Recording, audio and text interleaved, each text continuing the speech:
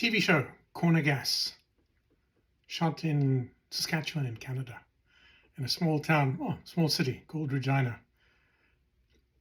This was a backdrop or a digital image of the set, or some of the sets that they had on Corner Gas. And I did that as a drawing, a digital drawing in Painter on a rather old computer, and it was enlarged to probably about 35 or 40 feet across. It was a big backdrop, and I had made it on a Cintiq screen, drawn it digitally in my studio on a very slow and sluggish computer, and sent the file off to them, and through the magic of digital printing, they enlarged it into this giant piece. My knees got quite weak when I first saw it. I walked into the studio and there it was, stretched to its large size. It's rather strange working from something small and then seeing it at that size. I started out in making digital art quite a while before that. I illustrated some digitally illustrated some books that were printed by Penguin and a few other publishers.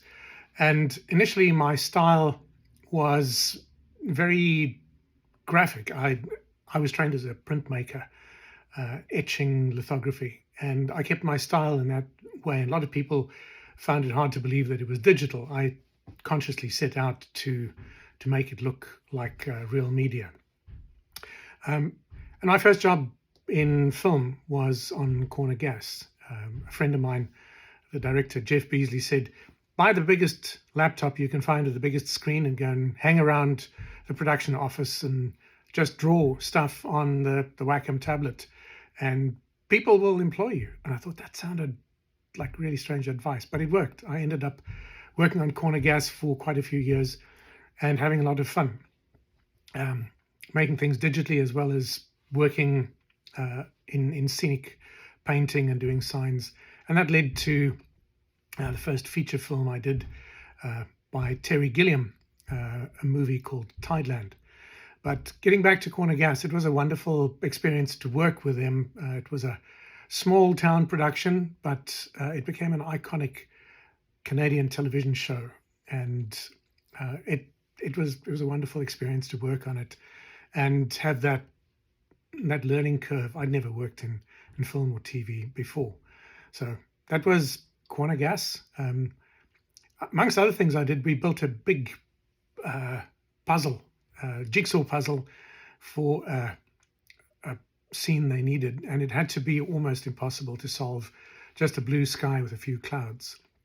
And I had to buy an existing jigsaw puzzle and then repaint it so that they could use it in the TV series. And we lost one of the pieces. It was quite a problem to find the piece and put it back in again. Ultimately, it all worked out very well in the end. But yeah, the days of Saskatchewan, Regina in Canada, and Corner Gas.